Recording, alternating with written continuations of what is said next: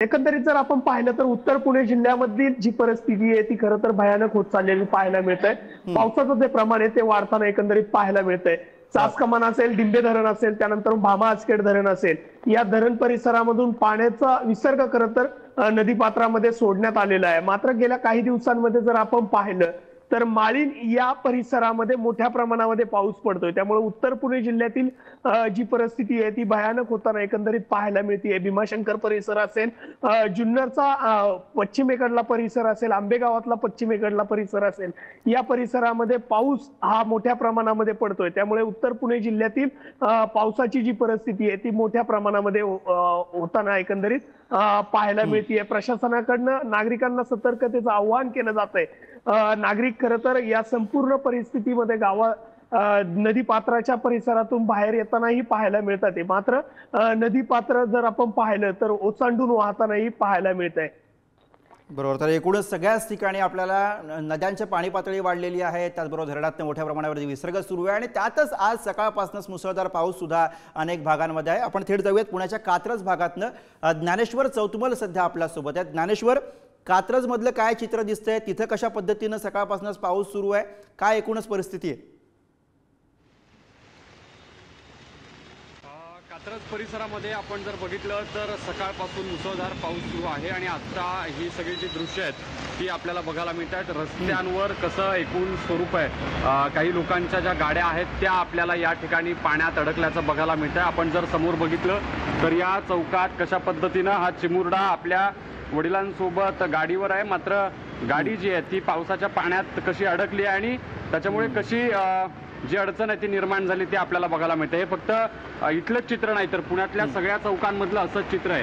हे बघा, हे गटाराचं झाकण आहे आणि आतून पाण्याचा प्रवाह मोठ्या प्रमाणात वाहत असल्यामुळं हे रस्त्यावरचं सगळं चित्र कशा पद्धतीनं आपल्याला बघायला मिळते। रस्त्यांना एकूणच कशा पद्धतीनं जे पाण्याच्या प्रवाहामुळं नाल्याचं स्वरूप आहे, नदीचं स्वरूप आहे असं म्हणता येईल, असं प्राप्त झाल्याचं पाहायला मिळतंय। खरं म्हणजे या सगळ्या प्रकरणांमध्ये जिथे जिथे पाऊस मोठ्या स्वरूपाचा पडतोय त्या त्या भागांमध्ये मोठी कसरत जी आहे ती लोकांना रस्त्यांवरून प्रवास करताना करावी लागते आहे आणि एकूणच नागरिकांना या मुसळधार पावसाचा मोठा फटका बसताना बघायला मिळतोय। या सगळ्या भागात अशा स्वरूपाचा मोठा पाऊस झाल्यामुळं रस्त्यांवरती हे असं सगळं चित्र पाहायला मिळत असताना काही लोकांना कामावर जायचंय, काही लोकांना आपापल्या घरी पोहोचायचंय, तर अशा सगळ्या लोकांच्या ज्या अडचणी आहेत त्या या मुसळधार पावसानं तयार झालेल्या आहेत। खरं म्हणजे मोठ्या स्वरूपाचा हा पाऊस पडत असताना काही लोकांची या पावसाच्या पाण्यानं वाहनं देखील बंद पडल्याचं चित्र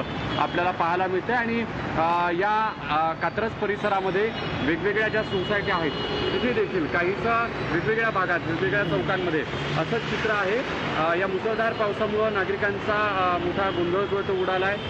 खरं म्हणजे मोठी अडचण नागरिकांची या मुसळधार पावसानं तयार झाल्याचं बघायला मिळतंय। गुरुप्रसाद, बरोबर, आज पुण्याला पावसाचा रेड अलर्ट आहे आणि त्यातच जलमय झालेलं पुणे आपल्याला पुन्हा एकदा बघायला मिळतंय। कात्रज परिसरामधनं प्रतिनिधी ज्ञानेश्वर आपल्याला माहिती देत होते आणि आता ही दृश्य आपण बघतोय ती आहे एकता नगरमधली। एकता नगरमधनं प्रतिनिधी बालाजी पोद्दार पुन्हा एकदा आपल्यासोबत आहेत, त्यांच्याकडे जाऊयात। बालाजी, पुन्हा एकदा एकता नगरमधले बहुतांश भाग, बहुतांश सोसायट्या, घरं सगळीचकडे आपल्याला पाणीच पाणी दिसतंय आणि आता प्रशासनासमोर प्रामुख्यानं जो टास्क असणार आहे तो म्हणजे या सगळ्या लोकांना त्यांच्या घरातनं बाहेर काढणं। कशा पद्धतीनं त्या ठिकाणी हे काम सुरू आहे? प्रशासन जे आहे ते प्रयत्न करते। महापालिकेचे अधिकारी आहेत, अग्निशमनचे आहेत, NDRFचे आहेत, स्वतः लष्कराचे जवान आहेत, जे घरोघरी जात आहेत, सांगतायत की बाबा तुम्ही बाहेर पडा, पाण्याची पातळी वाढते, जास्त पाणी वाढलं तर मदत कार्य करण्यास अडथळा निर्माण होऊ शकतो, उशीर होऊ शकतो आणि आताच मुख्यमंत्र्यांनी सांगितलंय की शेवटी जीव महत्वाचा आहे, जे काही नुकसान भरपाई होईल ते राज्य शासन देईल। मात्र आता जर आपण पाहिलं तर संपूर्णपणे पावसाचा जोर जो आहे तो मोठ्या प्रमाणात वाढलाय आणि त्याचा परिणाम जो आहे तो एकता नगर मधल्या सगळ्याच सोसायटीमध्ये आपल्याला पाहायला मिळतोय। जवळपास 5 ते 6 सोसायट्याच्या पार्किंग मध्ये आता पाणी फुल झालेलं आपल्याला पाहायला मिळतंय। त्यामुळे पुणेकरांनी आव्हान केलेलं आहे त्या आव्हानाला साथ दिली पाहिजे आणि आपण बाहेर पडलं पाहिजे।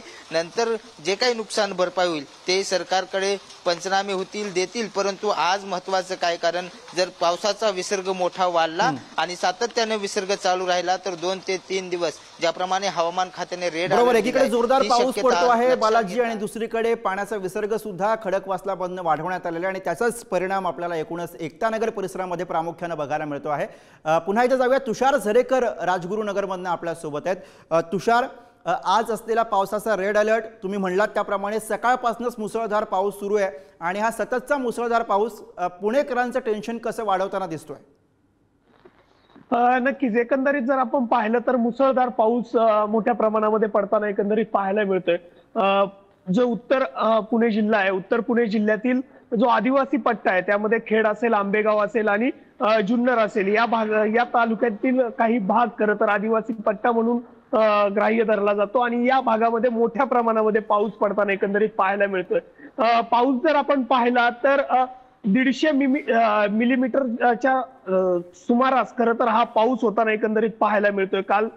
कालपासून पावसाची जी संततधार आहे ती वाढताना दिसून येते। त्यामुळे कुकडी धरणातील जी कुकडी प्रकल्पातील जी धरणं आहेत ती खरं तर ओव्हरफ्लो झालेली आहे। तर भामा खोऱ्यातील चासकामान असेल, भामा आसखेड धरण असेल तेही ओव्हरफ्लो झाल्याचं एकंदरीत पाहायला मिळतंय। त्यामुळे या संपूर्ण जे धरण क्षेत्र आहे त्या धरण क्षेत्रातून नदी पात्रामध्ये मोठ्या प्रमाणामध्ये पाणी सोडल्याचं एकंदरीत पाहायला मिळतंय।